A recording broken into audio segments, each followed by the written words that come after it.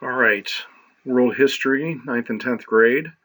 We are now moving on to Chapter 13. If you have not heard, we are skipping Chapter 12, and you need to do an open book test on Chapter 12, except for the essay questions.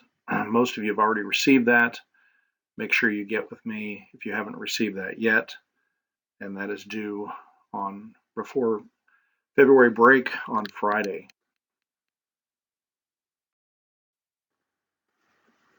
So we're going to stick with focus on the West, and essentially we're going to be talking about West meets East in this, which of course was already happening in the late Middle Ages as there was more contact with the Muslim world and through that to the East, but now it's going to be much more, the world's going to shrink even more as we move through this chapter.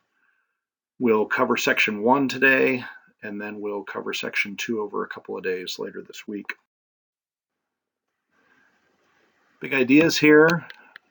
What changes in the old world led to exploration of the new world? So again, if you're not familiar with these terms, old world is referring to Europe, okay, medieval Christendom, and the new world, of course, would be our world, our hemisphere, the Western hemisphere, North America, South America, okay?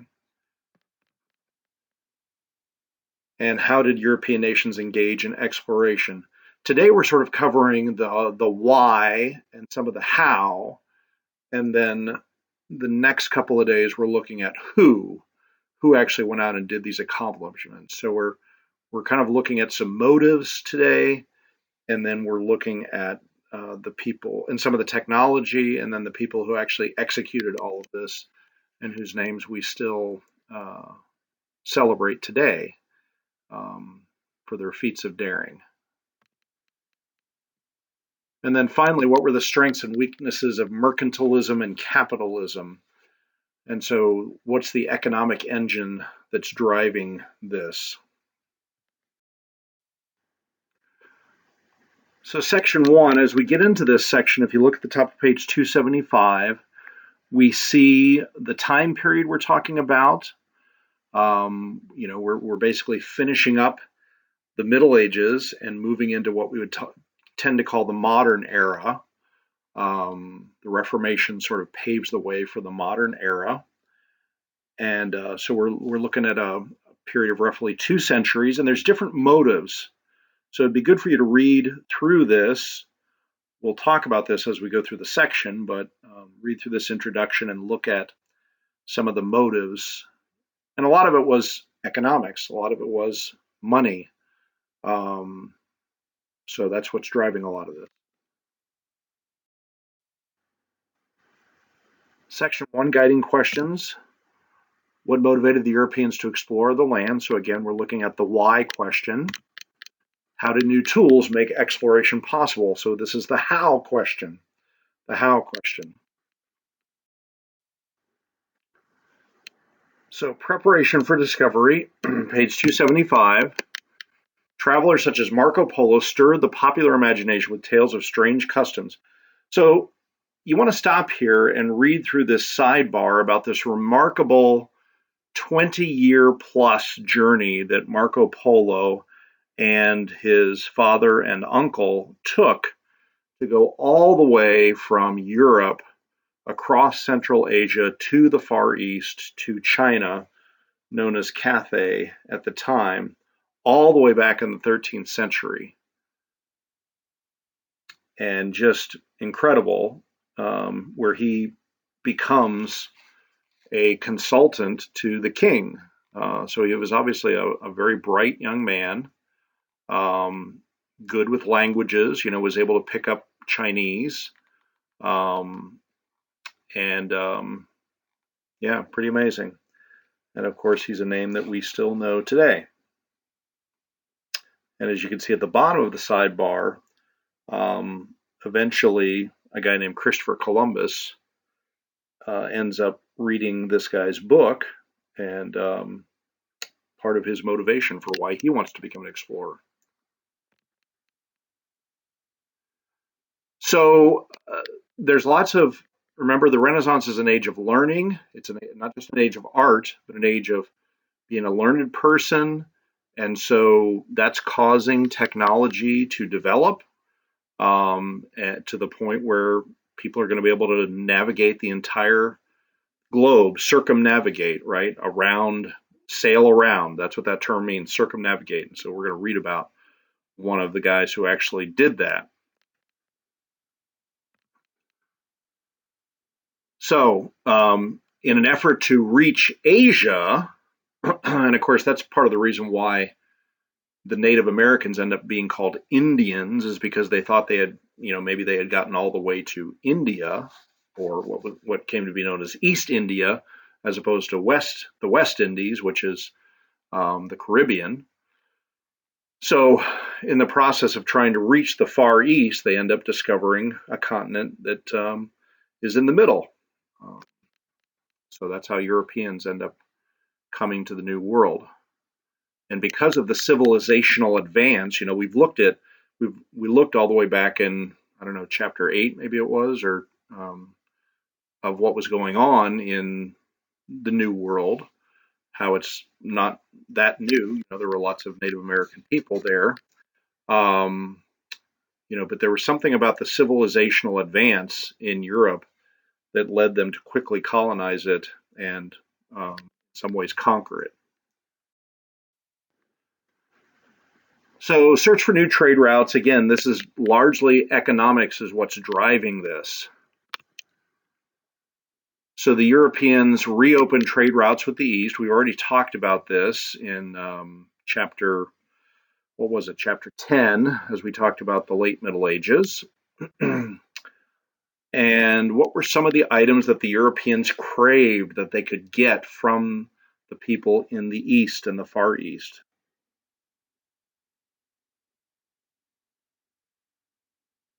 So you can see the list here in the middle of page 275. So this trade had to go through the Middle East, and there were problems, as you can see in this long paragraph here in the middle of page 275. Who caused the problems for the Northern Europeans in acquiring these goods in the terms of taxes and uh, tariffs? Maybe you've heard about how the president was in a trade war with the East, with China. Well, that's because we were increasing tariffs on certain goods coming in.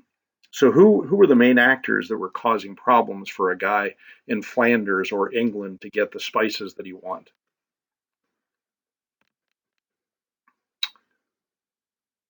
So in the 1400s, these problems became more acute because the Ottoman Turks, if you remember, they are much more aggressive than the previous Turks, and they end up actually conquering Constantinople.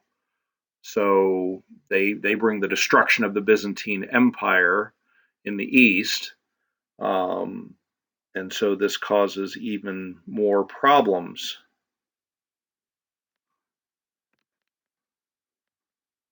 So is it possible to get to the east by avoiding these land routes so that they can avoid, the Genoese and the Venetians and the Turks, and somehow not have to pay all those taxes, but get the goods directly to your lord or your town fair without having to pay all those tariffs? So instead of going east over land, what were the other options that they had for travel here? What do you see here at the bottom, page 275? Which directions would they need to go?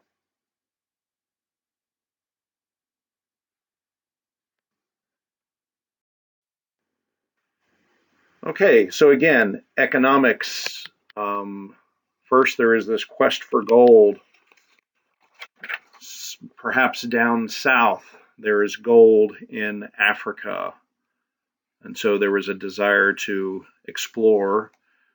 The Europeans knew northern Africa but they didn't. And there were African traders bringing this gold, but the Europeans were ignorant of where it came from. However, when gold's on the line, people are willing to take risks. And so that's often what happened. But didn't always turn out successfully. Now, some people were questing after fame more than fortune, right? Usually those go together, but some people aren't so worried about the money as they are that they would be recognized, that they're first to do such and such. Okay. A lot of these guys, they are the first to do such and such, but again, it's because of the economic impulse. It's not simply because they wanted to be, Christopher Columbus wasn't doing this so that we would all remember the name Christopher Columbus, right? He had he wanted to further his sponsors, and he wanted to make a lot of money. And there's some evidence that he also was concerned about the advance of the gospel also. Others sought the thrill of adventure and the praise of men. And again, the Renaissance is about discovery, right? What can humans accomplish? And so that is driving part of this. And again, this didn't always turn out for the best. We know the names of the few who were successful, but there were others who tried it and died, paid the price, because this was a dangerous. That's why we use terms like risk reward, right? High risk, but also potentially high reward. It's dangerous, even though there is technology that's helping you to be able to travel. It's still, you could still die at sea in a storm, or you run out of food, or you get scurvy, or some other disease because you're going to a region of the world where the people who live there maybe don't get this disease anymore, but because you're brand new there, your system can't fight it off. Okay. So there's various different reasons, or you may just, tick off the local guy who decides, he's a cannibal and wants to cut your head off and eat you. So there's various reasons why this wasn't always successful. We remember the names of those who were successful. There were others as well. Now, there were religious concerns, and some were concerned about spreading the gospel, and I think we would commend that. And crusading is specifically this idea that we want to defend Christendom, East and West, from the Muslims. There are still, as your book says here, they're still in southern Spain. That's what the Iberian Peninsula, by the way, the place where Spain and Portugal is the Iberian Peninsula. And it had been ruled by the Moors. Slowly, the Europeans were able to drive the Moors out, but they're still there. And then, as you can see here, the fall of Constantinople, there was a fear of an invasion. And we talked a little bit about that, how that ended up actually benefiting the Reformation, because Charles V was distracted about needing to defend Vienna and other parts of the continent from the Muslim threat from the Ottoman Turks. There were also rumors of a king in Africa named Prester John, and so some people wanted to try to find him. Who finally met Prester John?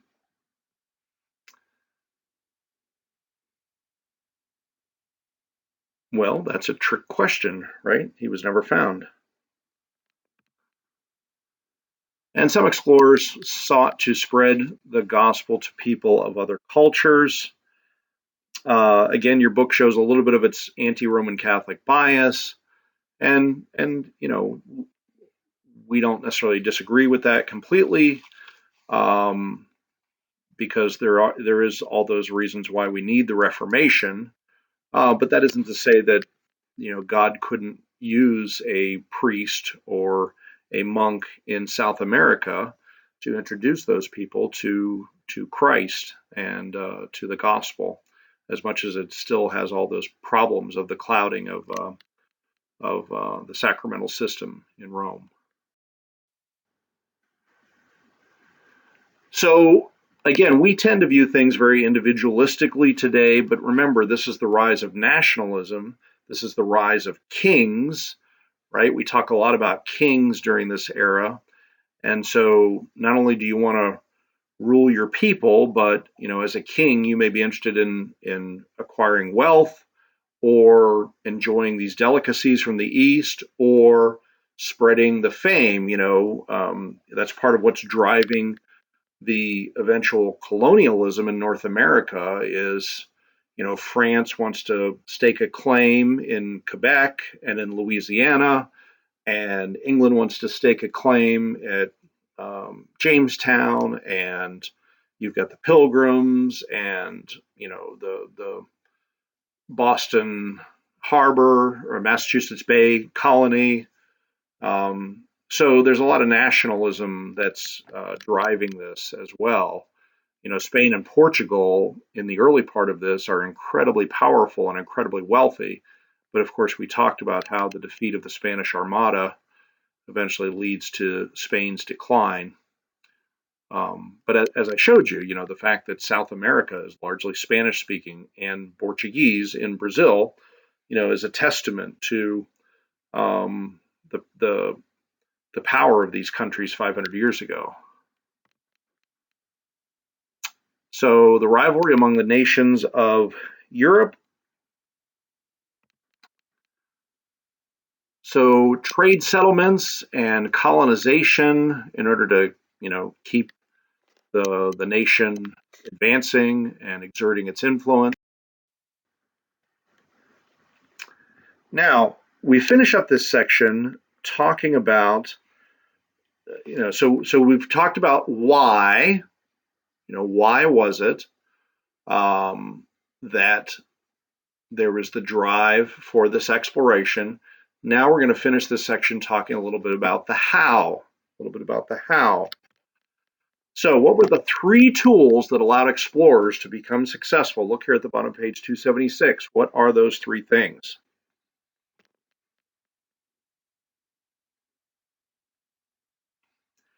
So now we move on to page 277. The first one is maps. And as again, the printing press aids in this because now you don't just have to do hand-drawn maps. You can actually use a printing press to bring about very accurate reproductions. But as you're gaining more knowledge, guys are going out there and they're actually mapping. They're cartographers. Okay, carta, from which we get the word chart, and graph, right, is a writer.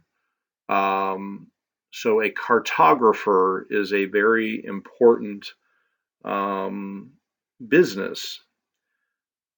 And again, the fact that we can pull things up on a phone, to map our way, again, all that kind of has its origins here with accurate map making.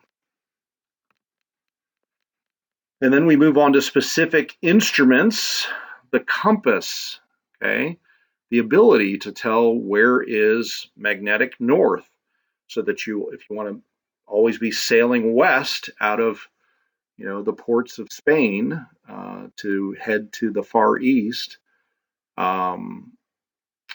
this is what you need. This really helps you. Now, obviously, the fact that you have stellar navigation, right? The fact that you can always find where the North Star is. Of course, that's only if you're only on the northern hemisphere. Once you get to the southern hemisphere, then you've got to deal with, and that is what you have to do if you want to circumnavigate the globe, right? There's no Panama Canal, there's no Suez Canal. You've got to go down around either Africa or around Argentina and South America in order to successfully, or you can try to take the Northwest Passage. Of course, that's never successful. Henry Hudson Found that out, as well as others. um, so anyway, what simple upgrade made the compass much more effective? At first, it's sitting in water, right? And then they discover something very simple that allows them to do this more effectively.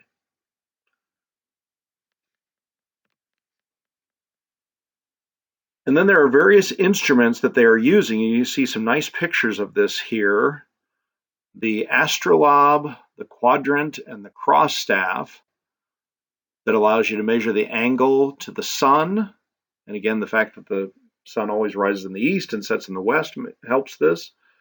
Or a star, right, a fixed point like the North Star, allows you to kind of have some sense of where you are on the globe, at least north to south. Okay. From this information, the sailor could determine his latitude. Okay. Latitude is how far north of the equator you are, going up to the pole, either the North Pole or the South Pole. Now, later on, the tricky one is longitude. How far east-west are you? And that is not really going to be discovered until much later, after this age of exploration. So again, you can see some of these pictures. There's a nice compass, a couple of compasses, a quadrant.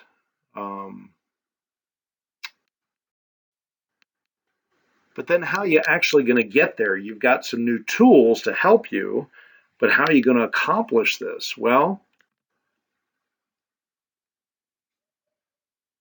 the beginning of the 15th century, the Europeans begin to build better ships. Now, how did ancient ships travel?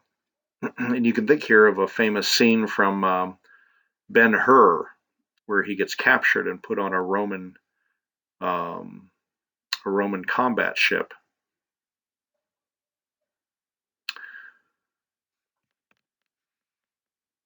And then at the bottom of page 277, what did the Arabs use and why did they develop this particular kind of sail? What was the disadvantage? You can only sail smaller ships. About the Vikings, what sails did they use? This gave them more power, but more difficult to steer. So what's the solution? We've seen how a lot of cultural advance is taking things from the past and adapting it to a new situation. So what are they going to do? They're going to combine. The solution to shipbuilding came in the middle of the 15th century with the development of a versatile ship called a caravel. Top of page 278. What was different about the caravel? Pardon my spelling there. Well, what's different is that you can see here from the picture, you've got some of the triangular sails that the Arabs used, and you got some of the square sails that the Vikings used. Now you're combining them, and of course, in a certain situation, you can lower them, right? When you got multiple sails, you can tie some up if you're going too fast. Okay, you watch a movie like Master and Commander. You can learn about how some of these ships are sailing in the early 19th century, late 18th century, during the Napoleonic era. But this is going back even earlier than that. So what I'd like you to do is complete these questions 1 through 7. So the caravel's high sides and its broad and deep construction made it suitable for ocean travel. So in this section, you need to know Marco Polo and Prester John.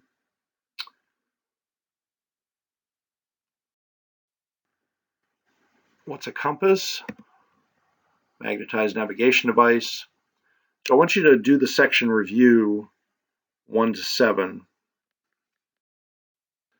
What is latitude? Distance from the equator. So again, this is the north-south measurement. So again, we are where we live is north of the 40th parallel. Interestingly, I think I've told you this, the 40th parallel goes through like New York City, my hometown of Columbus, Ohio, Beijing, China. So some really important cities almost halfway up to the North Pole. We're sitting around 43, I think, right here on the north-south. And then finally the caravel, ship with large square sails to provide power and smaller triangular sails to provide maneuverability. So again, combining the best of the previous technologies. All right, so thank you everybody and have a good day. Please read section 2, part 1, as we begin to talk about the individuals and their journeys in section 2. Have a good day.